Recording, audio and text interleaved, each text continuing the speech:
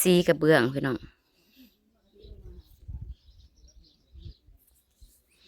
มันพร้อมพรมตากทักทายสบายดีกันเมื่อทุกคนสมองสบอนพี่น้องแดดมื้อนี้วันสิ้นดับพี่น้องมื้ออื่นออกใหม่คำหนึ่งเดือนสามออกใหม่สองคำเดือนสามแล้วก็ออกใหม่สามคำเดือนสามพี่น้องเป็นบุญประเพณีเดือนสามออกใหม่สามคำเนาะตอนนี้มาอัปเดตรีวิวเฮือนตะเขียวสีเฮือนตะเขียวพี่น้องมีแต่บ้านปองเยี่ยมเราแบบเปลืองอันยังก็ประหยัดงบซื้อแผ่นเรียบมาแอมเอาปองเยี่ยมปองเนาะมันเปลืองพาแนวแอมบ่มีเงินซื้อปะย่างไปเบิ่งไกลๆพี่น้องแดดกับบ่อยู่ได้เพราะว่าหาก็ว่างพี่น้องมือนี้เบิดมือหนึ่งข่าวหัวที่สองหัวที่สามกำลังสิหนึ่งจะนอนนี่ไปถ่ายคลิปมาก่อนเฮ็ดกินให้สร้างให้สวนมันสารพัดสารพาพี่น้องลูกพร้อมยังบ่ได้นั่งมันน่ะบ่ได้ไปเก็บน้ำข้าวดอกบ่ได้ไปเฮ็ดน้ำข้าวดอกเฮ็ดเวียกอยู่เฮือนนี่กันจนก้นบ่ได้จำแป้นหาก็ได้มันอันจับกล้องนี่พี่น้องบ่ได้อยู่อีได้ปิ่นๆอยู่แต่เช้านี่ซักเครื่องตัวเองนี่กับปานนี้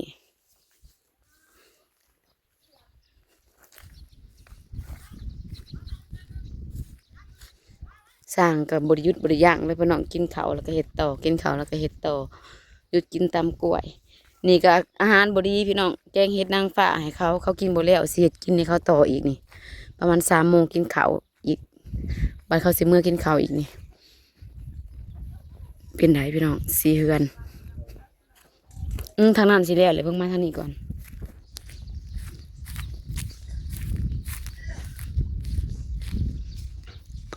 โอ้สีนี่แจ่มแจ้งจังเลยโอ้โหพี่น้อง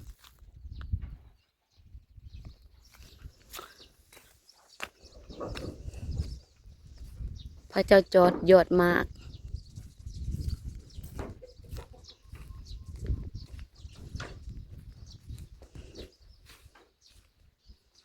บินตัวนี้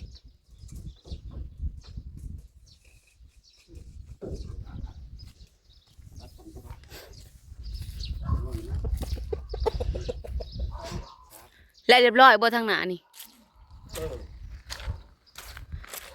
มึง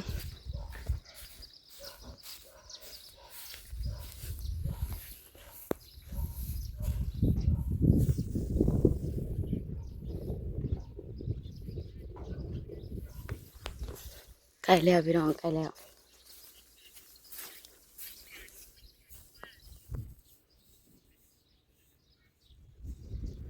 ใกล้แล้วจ้าแนวแอมบ่พอเพิ่นสิไปเอาอีกแล้วนี่ปักเบิ่งอยู่เทิงสิเกาะเบิด4 มุมได้พี่น้องเอ้ยทั้งหน้าก็เกาะทั้งข้าง2ข้างเกาะเบิด4 มุมบ่แม่นอีแม่บ่แม่นอีแม่แล้วจะโทรศัพท์เราไปนำบ่เดียวนี่หมอสิถ่ายคลิปนี่อย่าเอาขึ้นมาโทรศัพท์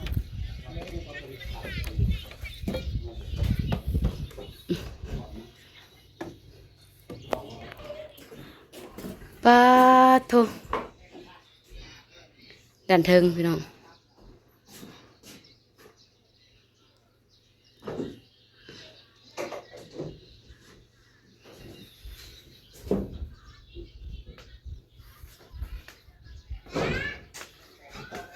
บ่ต้องขึ้นมาแม่เฮ็ดเวียกแล้วแม่ก็ลง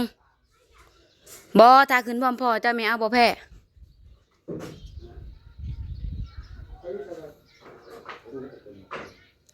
อีก3 ตับว่าซั่นอีก3 ตับบ่เหลือบ่เหลือดอกเนาะอย่าขึ้นได้หมูตกได้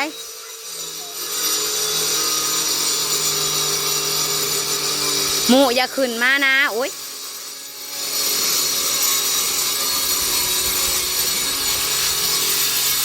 พี่สอดเนาะ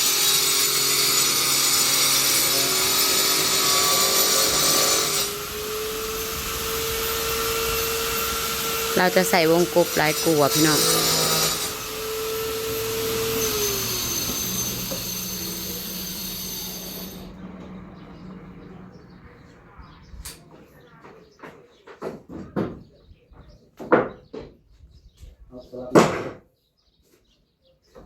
โอ้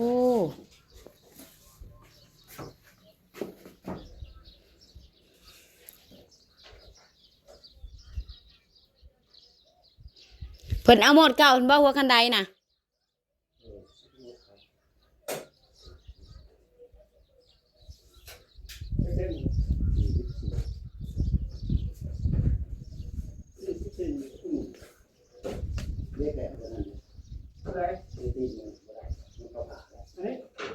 ตัวคุณไม่ตีด้วยมีผ้าบอกเขาเรียกเขาบุกเข้ามานั่นนี่ไม่ใช่พื้นเบื้องหน้าถ้าบ่เจ็บนอนลื่นสิตอกใช่บ่น่ะพื้นทางหน้าน่ะทางตีนมันน่ะ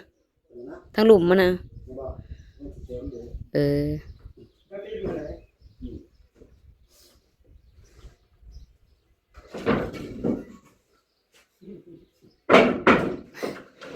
มีแต่วงกบดีกันบ่เปลืองแนวตอกบ่เปลืองแนวแอมเคยยินสิไปใส่แบบว่าวงกบน้อยๆปองเดียวแต่ละห้องเนาะ50เลยเบิดในกระปุก50เลย50แผ่นบอกอันเคยแม่นว่าให้งามเก่าก็โมดเฮือนน่ะปองเยี่ยมเฮ็ดปองน้อยๆซำนี้เนาะปองซำนี้งามได้ทรงเฮือนเนาะเพราะเฮือนมันน้อยเด้เฮาไปทรงเฮือนปองเยี่ยมนี่เอาซำปองเดียวนี่น่ะเฮ็ดอันห้องละปองน่ะงามแห่งสิเปลืองแนวแอมเข้าไปอีก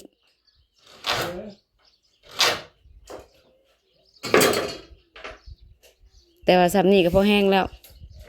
วงกบเป็นลักแต่ยังพอแห้งล่ะ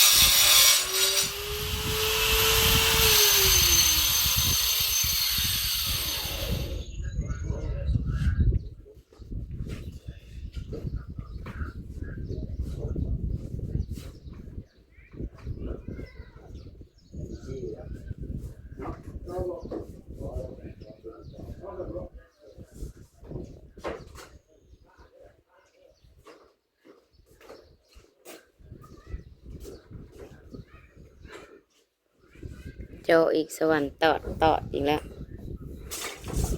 เย็นว่าอยู่นี่เนาะยามฮ้อนนี่เย็นขนาด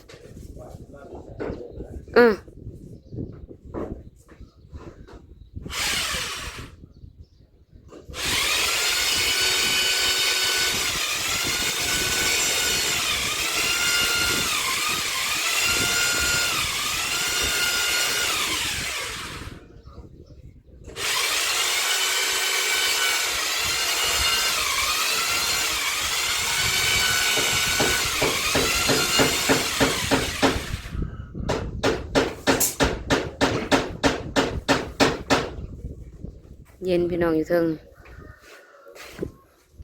บรรยากาศรอบๆอันนี้ก็บ้านประตูใหญ่เพิ่นเฮ็ดเพิ่นเอาอันประตู2บานประตูใช้อันนี้ประตูบานหลุมติอันนี้เพิ่นมาใส่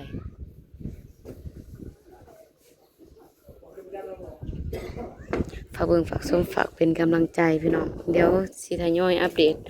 ลงให้เรื่อยๆพี่น้องแต่ว่า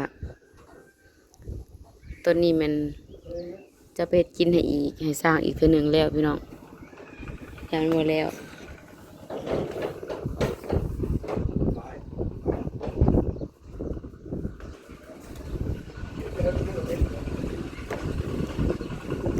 ด้านเทิงอันนี้ด้านเทิงพี่น้องด้านลุ่มก็สิเห็นหั่นแหละเนี่ยมาก็สิมีแต่ปองเยี่ยมขณะด้านเทิงก็ยังสำนีละเย็นวง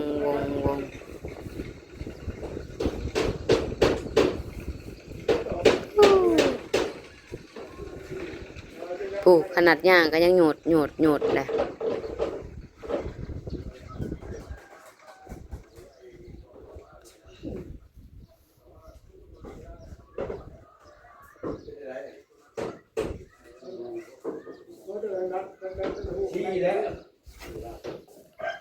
ลงเบิ่งด้านลุ่มพี่น้อง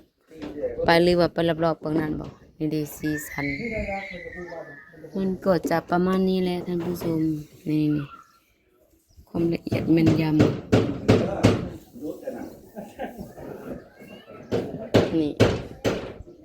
อันนี้จะเป็นลูกติ่งหล่องไปเลยฝากเบิ่งฝากชมฝากเป็นกำลังใจด้วยเพียงเด้อชมคลิปแต่ตัวจบสำคัญบอกคำโฆษณาให้เด้อจ้าบ๊ายบายจ้า